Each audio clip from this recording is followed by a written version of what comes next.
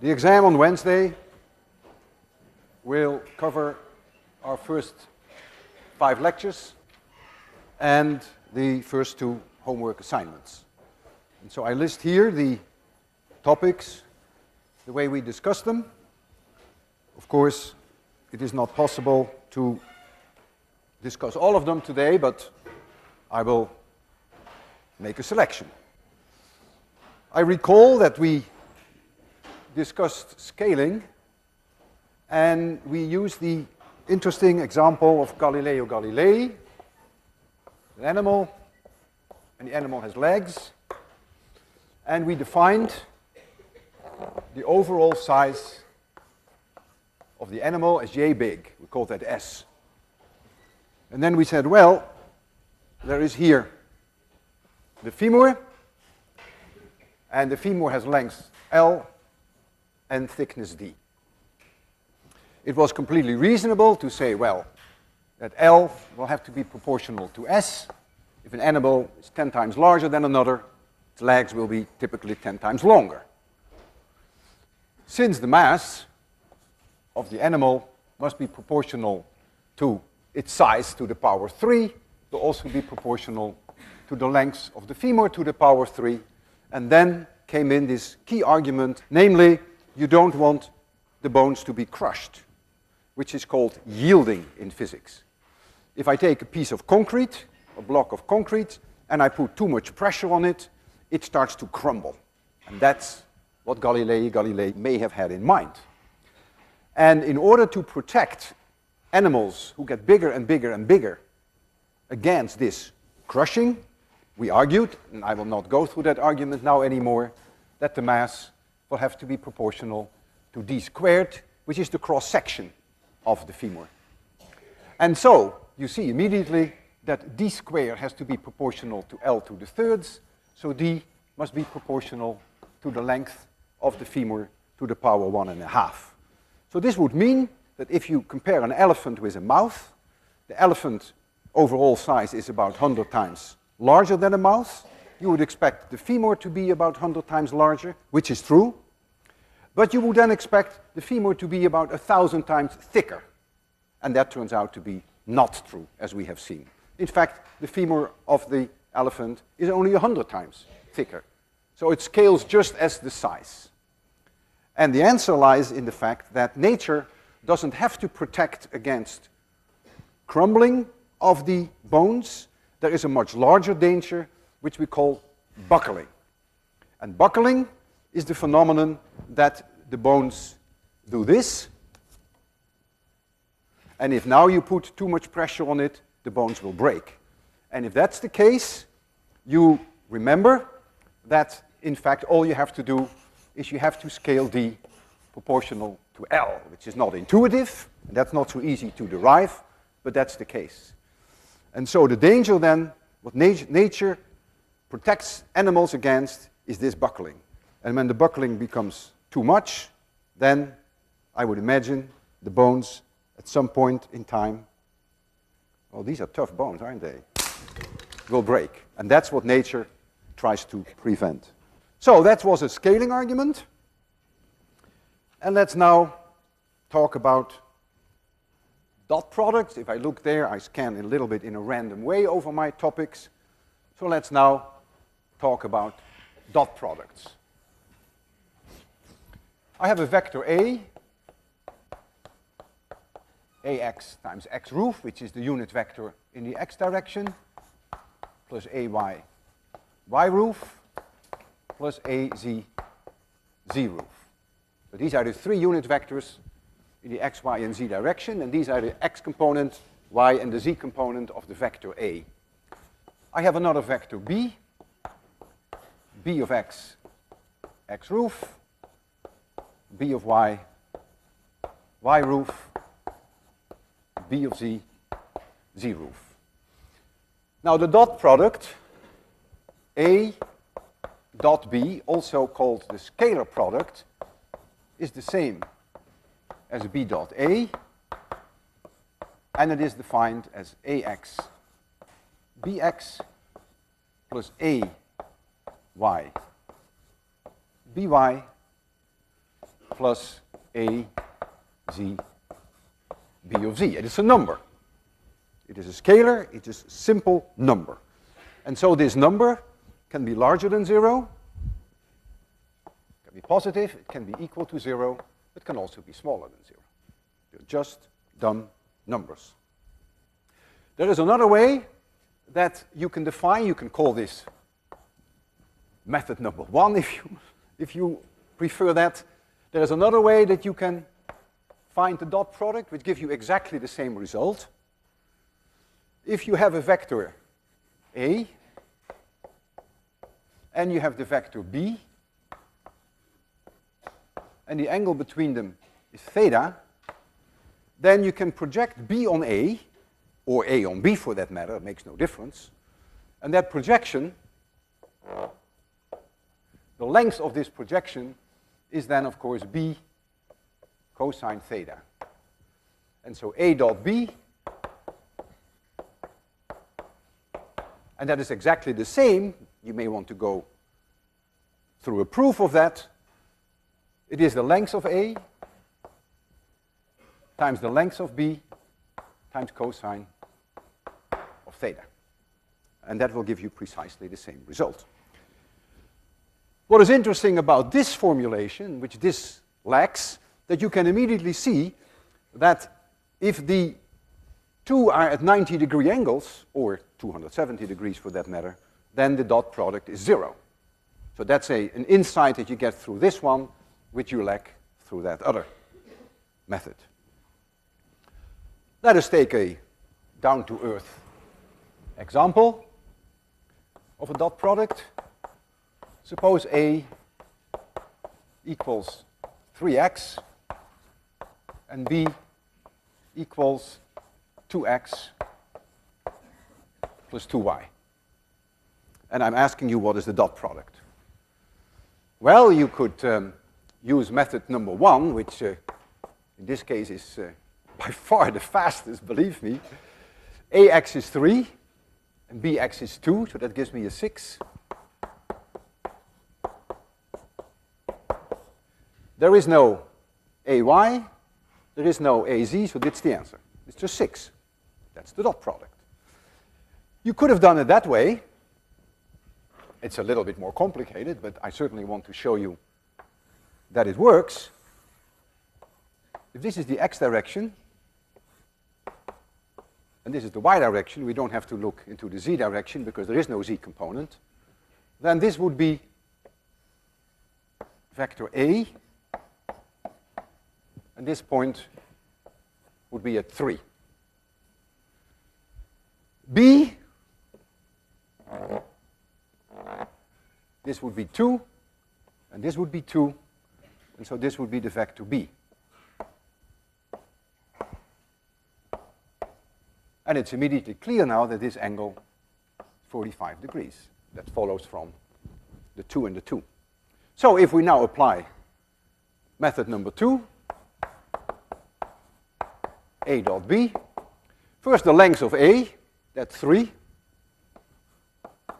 times the length of B, that is 2 times the square root of 2.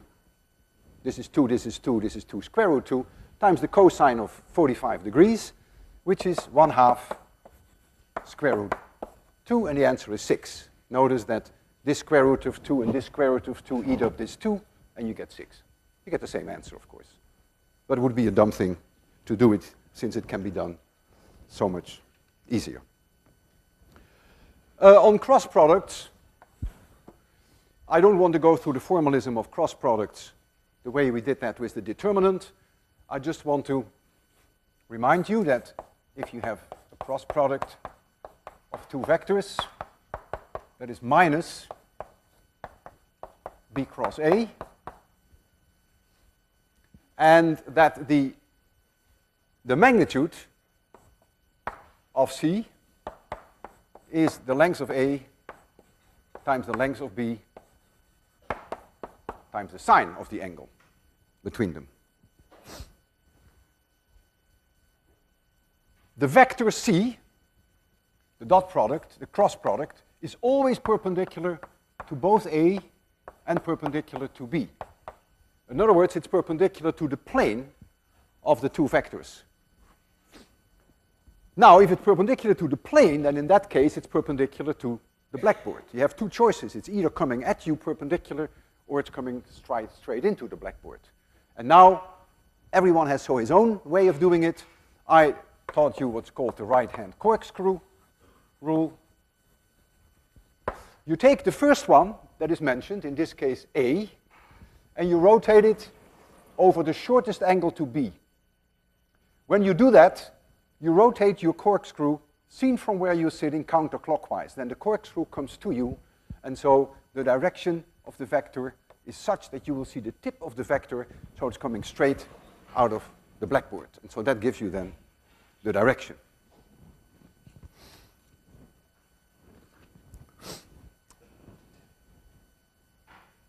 Now I will give you the position x of an object as a function of time, and then we're going to ask ourselves a lot of questions about velocities, accelerations, sort of everything you can think of, everything we have covered, speeds, and I will cover here 4 seconds of time. So this is the time axis in seconds, and we will cover 4 seconds. So let this be 1, 2, 3, 4. And let the object be at position +6. This is my x-axis. This is where the object is actually moving. And this is 3. And here is -3. And this, let's say, is in meters. Let's make a little grid so that it's easier for me to put in the curve.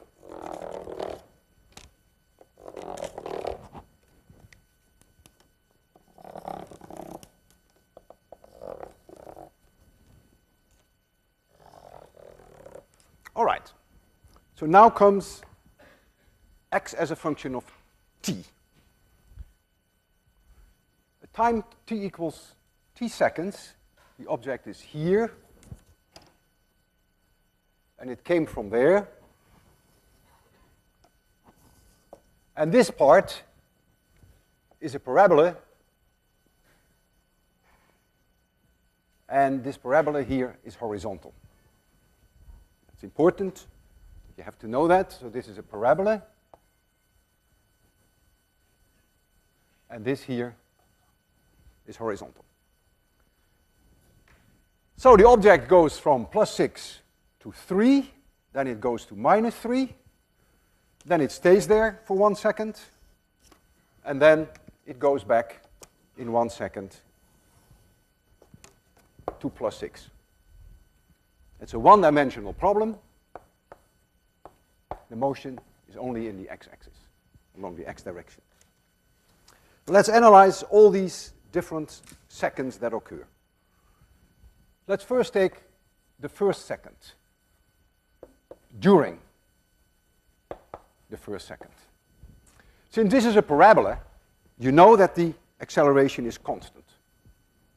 So I hope you will conclude immediately that a must be a constant. If a is a constant, the position x as a function of time should change as follows: x0 plus v0t plus 1/2 a t squared.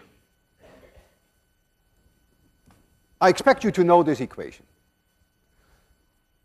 Very often do I give you equations at the exam, and that may well happen during the second and the third exam, but it will not be the case this time. The equations are all very fundamental, and you have to make them part of your world. So this is an equation that you will have to remember. All right, what is the velocity here? The velocity starts out to be 0, and the velocity here is not 0 anymore. If I look at time t equals 1, Then I have here x0 was 6. It starts out with velocity 0, that's a given. And I get plus 1/2 times at squared, but this is only 1 second. And so when it is at 3, I have 6 plus 1/2 a times 1 squared. And so you'll find that a equals minus 6 meters per second squared. So during this first second, the acceleration is minus 6 meters per second squared. And the velocity v, as a function of time, is the derivative of this one, is v0 plus at. v0 was 0, and so that is minus 6 times t. So the velocity is changing in a linear fashion. What do I know about the end of the first second? Well, I can say that x is 3. What do I know about the velocity? Well, the velocity is minus 6. What do I know about a? I don't. I don't know about a. It's true that during this first second, a is minus 6 meters per second squared, but it changes abruptly at this point, so it's ill-defined at this point. In fact, it's actually non-physical. So I really don't know exactly at the end what the acceleration is.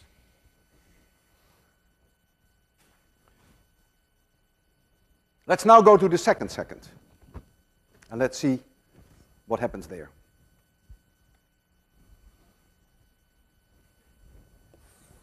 Second second. And first, let's look during, and then we'll look at the situation at the end. During the second second, it is clear, since this is a straight line, that the velocity remains constant, and it remains minus 6 meters per second. That is exactly what it was at this point at the end. You can see it goes 6 meters from plus 3 to minus 3 in 1 second. So the velocity is minus 6 meters per second. The acceleration is therefore 0. You see that the acceleration changes abruptly from minus 6 meters per second squared to 0. So I can't tell you what it is exactly at this moment in time. So that's the situation during the second second. And what is the situation at the end of the second section? Second. At the end, I know that x equals minus 3. What is the velocity? I don't know.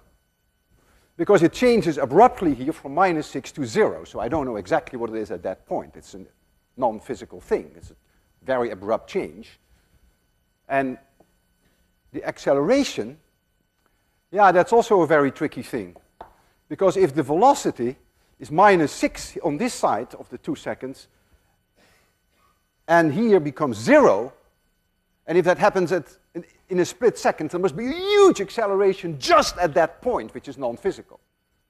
So I would also put a question mark at the a. I don't know what the a is. So we'll go to the third second, this part. Let's first look during the third second. Well, the object isn't going anywhere, it's just sitting there. X remains minus 3. And the velocity is 0, and a is 0. We can agree on that. What is the situation at the end of the third second? That means t equals 3. Well, all I know is that x is minus 3. That's non-negotiable. What the velocity is, I don't know, because it's changing abruptly from 0 to a positive value. So that's ill-defined. And the same is true for the acceleration. There is a sudden change in velocity. That means there must be a huge acceleration. It's unknown, ill-defined, because this curve is, of course, not very physical. Let's now look at at the last second. It's the fourth second. First during. Well, it's going from -3 to +6, and it's a straight line, so the velocity is constant. If the velocity is constant, then you can immediately conclude that a is 0, there's no acceleration. And it goes 9 meters in a time span of 1 second. But it's now plus 9 meters per second. So the object first went from positive values of x to 0 and to negative values for x. During all that time, the velocity was negative by our sign convention, and now the velocity, it goes back to +6, the velocity becomes +9 meters per second. What is the story at the end of the 4th second? Well, all I can say is that x equals +6. I don't know much more. I don't know what the velocity is, neither do I know what the acceleration is. The plot stops there anyhow. Now I would think that it is reasonable to ask the following question. What is the average velocity, for instance, between time 0 and time 4? Average velocity. We define average velocity as the position at time 4 seconds minus the position at time 0 divided by 4. That is our definition. At 0 it is at +6. At 4 it is at +6. So the upstairs is 0. So the average velocity during this 4-second trip is 0. You may not like that. It may go against your intuition. Of course, I couldn't agree more with you, but that's the way we define velocity. Speed is defined differently. Speed is the magnitude of the velocity vector. And the speed, therefore, always has a positive value. And I will show you now what is the average speed between time 0 and 4. That is the distance that it has traveled in these 4 seconds. Well, let's first go through the first second. It goes from +6 to +3. So it already travels 3 meters. Then in the second second, it goes from +3 to -3. So it travels another 6 meters. And then in the third second, it's lazy, it doesn't do anything. So the distance traveled is 0. And then in the last 1 second, it gets very active and it travels 9 meters. Notice you only see plus signs here. There are no minus signs. It would make no sense. And this occurs in 4 seconds. So that is 4.5 meters per second. So the average speed is 4.5 meters per second, but the average velocity is 0. We could now make a plot of the velocity as a function of time. Let me put here the 4.5 so that I just have enough room here to make the velocity plot as a function of time. I'll make a new one. This is my time axis. And this is the velocity.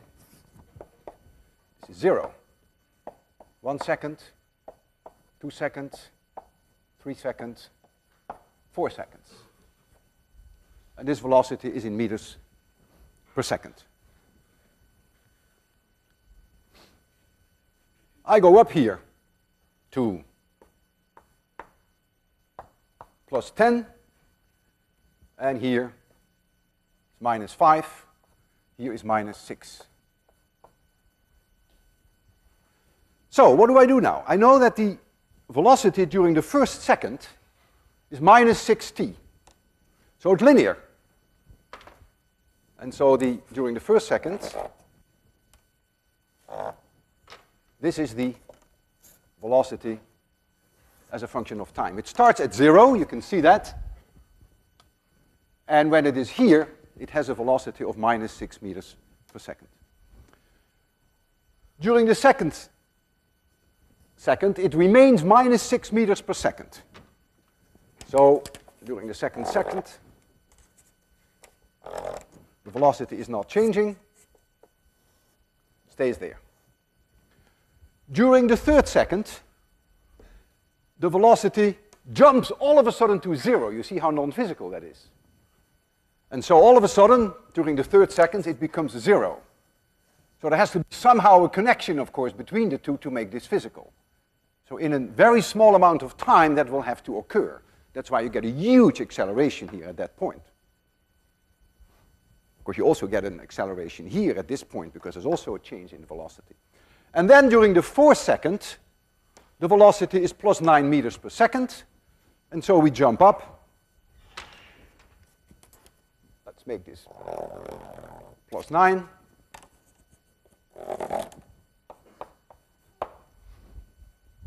And so we have here, during the last second, and again, this is non-physical, so there has to be somehow a transition. And so here you see the velocity as a function of time. Now comes an interesting question. Is it possible, if I gave you this, so this is a given, you can't see that, could you convert this back to that? And the answer is yes, provided that I tell you what the position is at t0, at t equals 0, x equals plus 6, and that is sufficient for you to use this information and to reconstruct that. It's an interesting thing to do, and if you feel like it, I would say give it a shot. All right, so far about speeds and average velocities and accelerations. Let's now go to trajectories. Three-dimensional trajectories. Trajectories, thank goodness, are almost never three-dimensional. They're always two-dimensional because the trajectory itself is in a vertical plane. And so we normally, when we throw up an object in a gravitational field, you have the trajectory in a plane.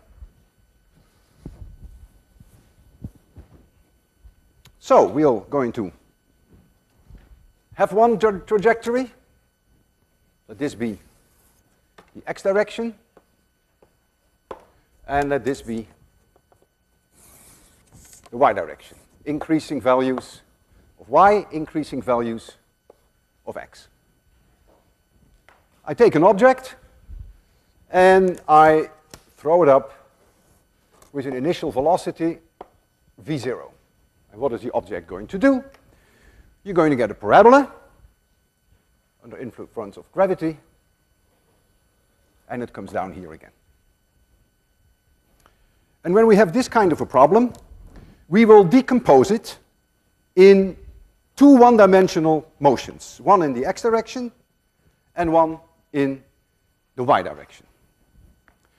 We already decompose right away the velocity at time t equals 0 into a component which I call v0x, and that of course is v0 times the cosine of alpha, if the angle is alpha, and the velocity in the y direction at time t equals 0, I will call that v0 in the y direction, and that is v0 times the sine of alpha.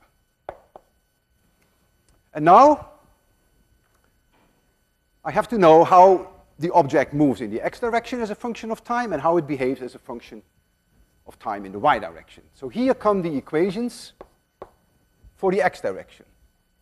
X as a function of time equals x0 plus v0x times t. That's all, there is no acceleration. The velocity in the x direction as a function of time is simply v0x. It never changes. So that's the x direction. Now we take the y direction. Y as a function of time equals y0 plus v0yt plus 1/2 at squared. My g value that I'm going to use is always positive, either 9.8 meters per second square, or sometimes I make it easy to use it 10. But mine is always positive. And since in this case, I have chosen this to be the increasing value of y, that's the only reason why I would now have to put in minus 1/2 gt squared. Not, as some of you think, because the acceleration is down. That's not a reason, because I could have called this direction increasing y. Then it would have been plus 1/2 gt squared. So the consequence of my choosing this, the direction in which y increases, therefore the plus 1/2 at squared that you would normally see, I'm going to replace that now by minus 1/2 gt squared. Then the velocity in the y direction as a function of time would be this derivative, that is v0 y minus gt, and the acceleration equals minus g. So these are the three equations that govern the motion in the y direction. This only holds if there is no air drag, no friction of any kind. That is very unrealistic if we are near Earth, but when we are farther away from Earth, as we were with the KC-135, which was flying at an altitude of about 30,000 feet, that of course is a little bit more realistic. And therefore the example that I have picked to throw up an object is the one whereby the KC-135 at an altitude somewhere around 25 or 30,000 feet comes in at a speed of 425 miles per hour, turns the engines off, and then for the remaining, whatever it was, about 30 seconds, everyone, including the airplane, has no weight. So that's the case that I now want to work out quantitatively with you. In the case of the KC-35, we'll take an angle for alpha of 45 degrees, and we'll take V0, which was about 425 miles per hour. You may remember that from that lecture.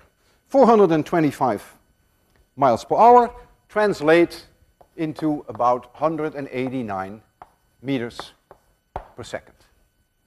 And so that means that the velocity v0y and v0x are both the same because of the 45-degree angle. And that is, of course, the 189 divided by the square root of 2, and that is about 133 meters per second. Both are positive. Keep that in mind, because this is what I call the increasing value for y. And this is the increasing value of x. They're both positive values. Signs do matter. So this is a given now. And now comes the first question that I could ask you on an exam. When is the plane at its highest point of its trajectory? And how high is it above the point where it started when it turned the engines off, when it went into free fall? So when is it here, and what is this distance? Well, when is it there? That's when the velocity in the y direction becomes 0. It is positive, gets smaller and smaller because of the gravitational acceleration, comes to a halt and becomes 0. So I ask this equation, when are you 0? This is the one I pick, and so I say 0 equals plus 133 minus 10 times t. You may think that the gravitational acceleration at an altitude of 30,000 feet could be substantially less than the canonical number of 10. It is a little less, because you're a little bit further away from the Earth, but it's only 0.3% less. And so we'll just accept the 10. It's easy to work with. And so when is it at the highest point? That is when t equals 13.3 seconds. So that's about how long it takes to get there. When I gave the lecture last time, I said it's about 15 seconds, because I made the numbers, I rounded them off. It's about 30.3 seconds. And what is this distance h now? Now I have to go to this equation. I say h equals 0, because I'm going to define the point where the plane starts its trajectory. I call that y0, 0. I'm free to do that. H equals 0 plus 133, that is the speed, times 13.3 seconds, minus 1/2 times g, that is 5, times 13.3 0.3 squared. That is what h must be. And that turns out to be about 885 meters. I think I told you last time it's about 900. Close enough. So we know now how long it takes to reach P, and we know what the vertical distance is. And the whole trip back to this starting point, if we call this sort of the starting point, starting altitude, this whole trip will take twice the amount of time. To get back to this point, when the engines are restarted, is about 26.5, 27 seconds. How far has the plane traveled then in horizontal direction? Well, now I go back to this equation. So now I say, aha, x then, when it is back at this point, must be x0, which I conveniently choose 0, plus 133 meters per second, which is the velocity in the x direction, which never changes. When the plane is here, that velocity in the x direction is the same 133 meters per second as it was here, which, by the way, is about 300 miles per hour. That never changes if there is no air drag or air friction of any kind. So we get plus 133 times the time, and the whole trip takes 26.6 seconds, and that, if you convert that to kilometers, is about 3.5 kilometers. Now you could ask yourself the question, what is the velocity of that plane when it is at that point S? And now you may want to abandon now this one-dimensional idea of x and y. You may say, well, look, this is a parabola, and it's completely symmetric. If the plane comes up here with 425 miles per hour at an angle of 45 degrees, then obviously it comes down here at an angle of 45 degrees, and the speed must again be 425 miles per hour. And you would score 100%, of course. It's clear. I want you to appreciate, however, that I could continue to think of this as two one-dimensional motions, and I can therefore calculate what the velocity in the x direction is at S, and what the velocity in the y direction is at S. So what is the velocity in the x direction at point S? I go to the second equation there. That is v0x. That is plus 133 meters per second. What is the velocity in the y direction? I have to go to this equation now. v0y minus gt. So I get plus 133 minus 10 times the 26.6 seconds to reach that point S. And what do I find? Minus 133 meters per second. The velocity in the y direction started off plus 133, but now it is minus 133. You see, this is sign sensitive. This is wonderful. That's the great thing about treating it that way. So you now know that it comes in with a velocity of 133 in the x direction, positive 133 in the minus y direction. And so what is the net? The sum of the two vectors. That, of course, is this vector. And no surprise, this angle is 45 degrees. And this one is the square root of 2 times 133. And that, of course, gives you back your 189 meters per second. 189, this is a 9 meters per second. And that is 425 miles per hour. I'm not recommending that you would do this. Of course, it is perfectly reasonable to immediately come to that conclusion because of the symmetry of the parabola. Let's now turn to uniform circular motion. Uniform circular motion occurs when an object goes around in a circle and when the speed never changes. if the speed doesn't change, then the velocity, of course, does change, because the direction changes all the time. But the speed does not. So here we have our circle. Let this be radius r. And at this moment in time, the object is here, has a certain velocity. This is 90 degrees. And at later in time, the object is here. The speed is the same, but the direction has changed, 90 degrees. So these vectors should have the same length. In a situation like this, that we have uniform circular motion, so it's uniform,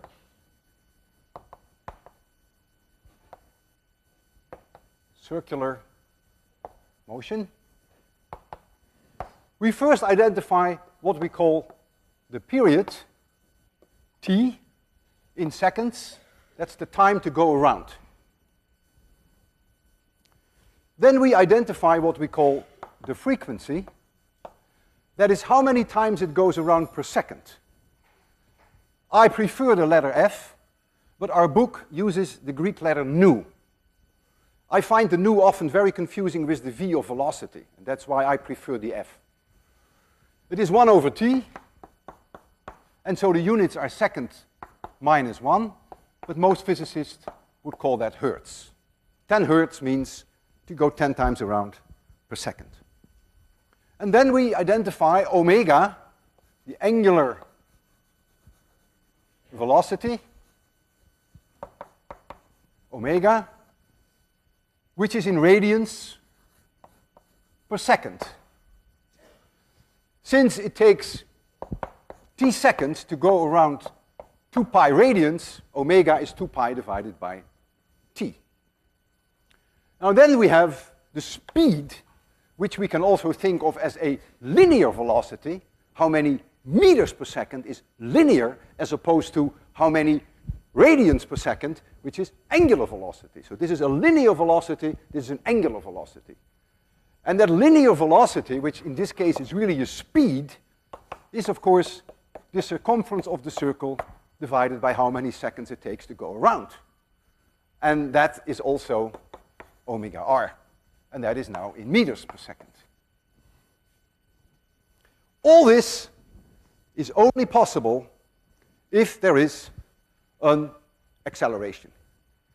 And the acceleration is called the centripetal acceleration. It is always pointed towards the center, A centripetal, A centripetal. And the centripetal acceleration, the magnitude, is v squared divided by r, which is therefore also omega square r, and that of course is in meters per second square.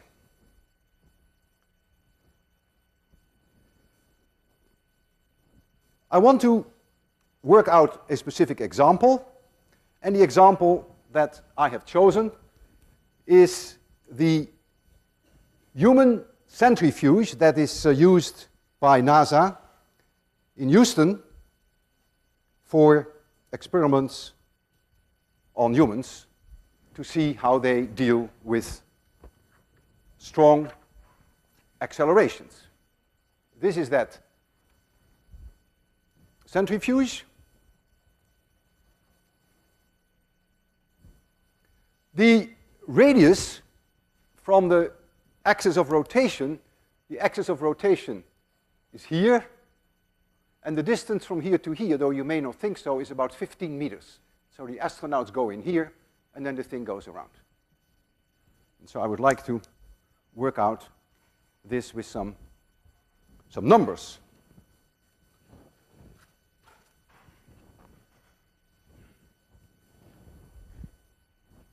The radius r, I'll give you light back, because it may be nicer for you. The radius is 15 meters. Depends, of course, a little bit on where the person is located in that sphere. It goes around 24 revolutions per minute, and that translates into 0.4 Hertz. So the period to go around for one rotation is 2.5 seconds. The thing goes around once in 2.5 seconds. So the angular velocity, omega, which is 2 pi divided by t, if you take 2 pi and divide it by 2.5, it just comes out to be roughly 2.5, which is purely accident. That's the way it is. Don't ever think that that has to be the same, of course. It just happens to come out that way for these dimensions. So omega is about 2.5 radians per second.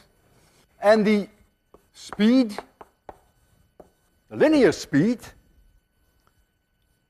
tangential speed, if you want to call it, is omega r.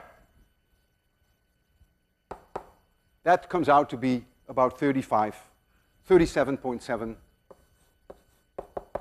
meters per second. And that translates into about 85 miles per hour. So it's a sizable speed. What, of course, the goal is for NASA, what is the centripetal acceleration? That is omega squared. Or if you prefer to take v squared divided by r, you'll find, of course, exactly the same answer if you haven't made a slip, and that is 95 meters per second squared. And that is about 10 times the gravitational acceleration on Earth, which is really phenomenal.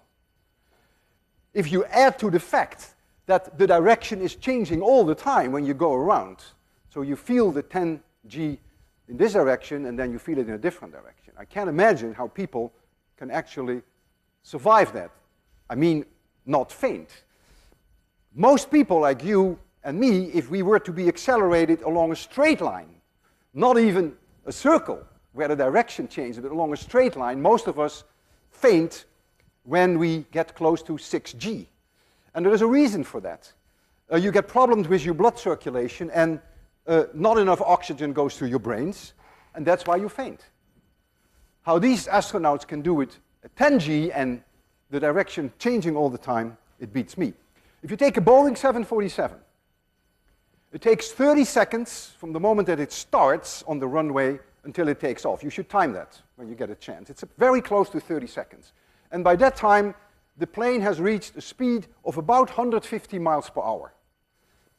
And if you calculate, if you assume that the acceleration is constant, it's an easy calculation, it turns out that the acceleration is only 2 meters per second squared. That is only 1/5 of the gravitational acceleration. It feels sort of good, right? It's very comfortable when you're sort of taking off, but it's only 2 meters per second squared. These poor people, men and women, 95 meters per second squared.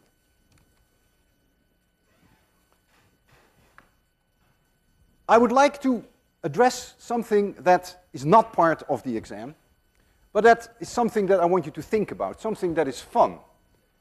And it's always nice to do something that is fun. It has to do with my last lecture. I have to clean my hands first for it to work quite well. I have a yardstick here, and I'm going to put the yardstick on my hands, on my 2 fingers, which I hold in front of me. Here it is. It's resting on my 2 fingers. And I'm going to move my 2 fingers towards each other. One of them begins to slide first, of course. I can't tell you which one. But something very strange will happen. If this one starts to slide first, it comes to a stop, and then the other one starts to slide, and it comes to a stop, and then this one starts to slide, and so on. And that is very strange. This is something you should be able to explain, certainly after the lecture we had last time. Look at this. Did you see the alternation? I'll do it a little faster. Left is going, right is going, left is going, right is going, left is going. Once more. Look at it. Left is going, right is going, left is going, right is going. They alternate. Give this some thought. And you know, Pivot has an option that you can discuss problems with other students. So make use of this discussion button and see whether you can come to an explanation. Good luck on your exam. See you next Friday.